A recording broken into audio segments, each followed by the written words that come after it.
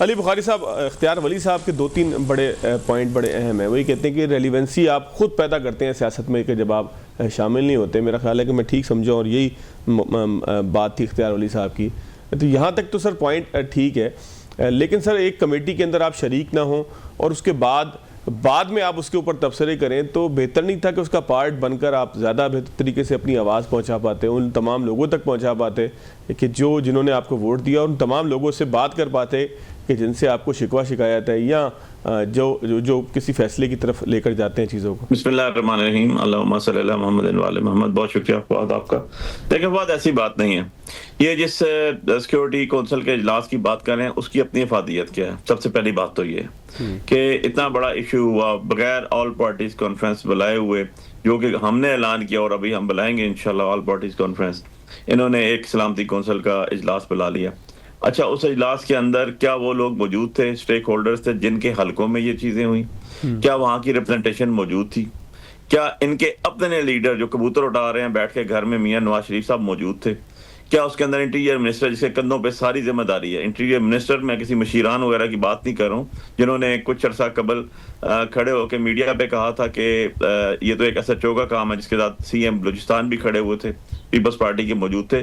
کیا آپ آصف علی زرداری جو پریزیڈنٹ آف پاکستان ہے، جس کو کہتے ہیں کہ جی یہ 6 صوبوں کی اکائی ہے اور یہ پاکستان کی اس کا سمبل کا سمبولیکلی بیٹھے ہوئے ان کا نام ہے، وہ شامل تھے؟ کیا فورن منسٹری کا کوئی رول نظر آیا پچھلے 1.5 سالوں میں آپ کو؟ کیا فورن آفس کا کوئی اعلامیہ نظر آیا آپ کو؟ سب سے امپورٹنٹ چیز تو یہ ہے فورن آفس اینڈ داخلہ آفس، ان دونوں کی طرف سے رزلٹ کیا ہے؟ 0. اور آپ کہتے ہیں کہ افادیت ہوگی میٹنگ میں لوگوں سے، آپ کی نہ جانے سے آپ کو فرق پڑے گا؟ کوئی فرق نہیں پڑتا. بات یہ ہے کہ ہم عوامی پارٹی ہیں، ہم لوگوں کے اندر موجود ہیں. اور بڑے آرام سے اختیار ولی صاحب نے سارا ملبہ اٹھا کے ہم پہ ڈال دیا کہ ہم نے بات کیا، ہم نے کیا. بھائی ہمارے دور میں تو ایک ڈرون حملہ نہیں ہوا.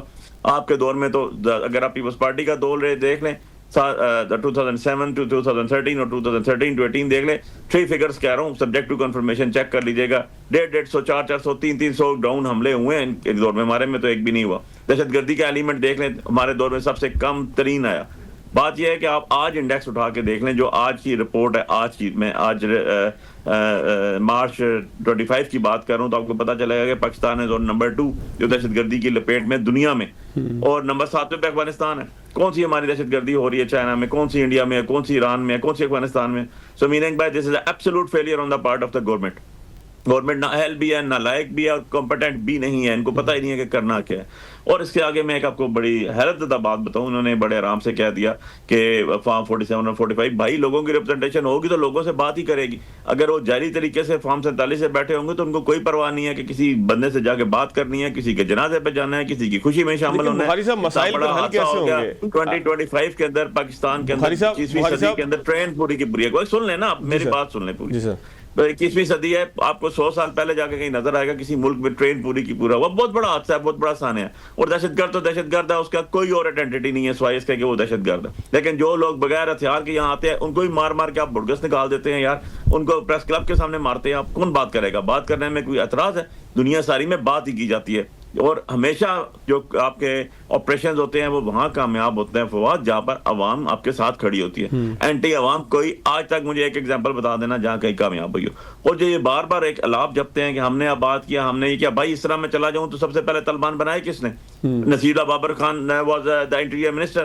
1996 پیپلز پارٹی کی گورنمنٹ تھی. اگر میں اس طرح تاریخ کا حصہ بتاؤں تو سب سے پہلے جو ہے بلوچستان کے اندر ایئر اٹیکس اور اٹیک کب ہوا؟ It was also Peoples Party کی گورنمنٹ تھی 70 کی دہائی میں. تو بھائی آگے آ جاؤ، آج کے دور میں آ جائیں. آپ نے 40 سال حکومت کی ہے آف اینڈ آن. یہ آپ لوگوں کی آف شوٹس ہیں. 3-3.5 سالوں میں یہ سارا گند نہیں لپیٹا ہوا ایک جگہ پہ آ گیا اور ہم ذمہ دار ہو گئے. آپ آنسٹ ہوئیں، آپ ڈگنیٹی کے ساتھ بات کریں. ہم نے کہا کیا تھا آپ کو؟ ہم نے کہا تھا کہ پاکستان کی سب سے بڑی پارٹی ہے پی ٹی آئی. ہم نے 265 حلقوں میں لوگوں کو ٹکٹ دیے، کسی پارٹی نے پاکستان میں نہیں دیے. نون کے 209 ٹکٹس ہیں، ذرا چیک کر لیجئے گا اس کے. اور اس کے بعد ہم نے ہر حلقوں میں الیکشن لڑا. ہماری ریپرزنٹیشن موجود ہے، ہم پورے پاکستان کی ریپرزنٹیشن موجود ہے. آپ بلاتے، آپ عمران خان صاحب کو شامل کرتے، ان کے اوپر لوگوں کا فیتھ ہے، وہ لوگوں کے مقبول لیڈر ہیں. اس میں کیا برائی تھی؟ نواز شریف صاحب جب یہاں سے باہر بھاگ کے چلے گئے تھے، باہر بیٹھے ہوئے تھے، تو پرائم منسٹر ہوتا تھا شہباز شریف، اور میں ہفتے میں 2 چکر لگاتا تھا جا کے پوچھنے کے لیے. اور آج آپ وہ خود شامل نہیں ہیں. کیا کر رہے ہیں؟ لاہور کے پرانے ثقافتی اس کو صحیح کر رہے ہیں. یار خدا کا خوف کریں. آپ نے تو اس سیکورٹی کمیٹی کا بھی بڑکس بنا کے رکھ دیا. اتنے بڑے ایشو کو آپ نے نان سیریس انداز میں کر دیا کہ آپ کے اپنا انٹیریئر منسٹر ہی بیچ میں کوئی نہیں ہے, آپ کے فارن منسٹری کی انپورٹ آؤٹ پٹ زیرو ہے اس کے اوپر. آپ کا فارن منسٹر جو ہے افغانستان جاتا نہیں ہے, جہاں پر آپ بار بار کہتے ہیں کہ وہاں سے دہشت گردی ہو رہی ہے. بھائی جاؤ نا, فارن منسٹری کا کام ہے نا, فارن آفس کا کام ہے نا. آپ نے پالیسی بنانی ہے نا, پالیسی ڈسکس کرنی ہے نا. آپ نے کیا آپ نے ان لوگوں کو بلایا جو وہاں کے سٹیک ہولڈرز تھے, جن کے حلقوں میں یہ چیزیں ہو رہی ہیں؟ کیا محمود خان اچکزئی صاحب نے جانا وہاں گوارا کیا؟ نہیں. کیا اختر مینگل صاحب نے جانا گوارا کیا؟ نہیں. کیا وہاں کے جو لوگ یہاں آ کے بیٹھے رہے, جن کو آپ نے مارا, جن پہ پرچے دیے, جو نہتے لوگ تھے پریس کلب میں آ کے اپنی شکایات کا ازالہ کرنے آئے تھے, ان سے بات کی؟ نہیں. تو بھائی کس چیز کی پھر آپ نے سیکورٹی یہ بنا لیا, اجلاس بلا لیا اور وہاں پر اعلامیہ جاری کر لیا؟ اس طرح چیزیں نہیں چلتی نا, اس طرح تو پازیٹیوٹی فواد نہیں ہو سکتی نا. آپ کو خود تو سیریسنس شو کرنی چاہیے نا. آپ کو بٹھا دیا, آپ فارم 47 کے بیٹھے ہوئے ہیں, سارے جہاں کو پتا ہے. یار بیٹھ تو گئے ہو نا, تو اب کم سے کم اپنی ایک ورتھ تو شو کر دو, اپنی پوٹینشل تو شو کر دو. اپنا ایک یہ تو شو کر دو کہ یار ہم سارے ملک کو آگے لے کے جانا چاہتے ہیں. میں سر دوبارہ آپ کی طرف بھی آؤں گا, ہے نہیں ہے. میں سر دوبارہ بھی آپ کی طرف آؤں گا. قادر مندوخیل صاحب, سر دو بڑی اہم باتیں آ گئی ہیں. ایک تو گورنمنٹ کی کمپیٹنسی, سیکیورٹی کمیٹی کی غیر فعالیت, یا وہ کہتے ہیں کہ جی علی بخاری صاحب کی گفتگو سے جو اخذ ہوا ہے کہ اس کی ریلیونسی بنتی نہیں ہے, اور بالکل درست بات کی ہے عمر ایوب صاحب نے, غیر مؤثر قسم کا اجلاس رہا ہے. پھر ساتھ ہی انہوں نے پیپلز پارٹی کے اوپر بھی ایک چارج شیٹ کی ہے کہ جی طالبان کے بنانے سے لے کے بلوچستان آپریشن تک یہ بھٹو صاحب نے کیا, اور اس کے بعد جو ہے بینظیر بھٹو صاحبہ نے کیا. تو کیا متفق ہیں آپ ان تمام چیزوں سے سر؟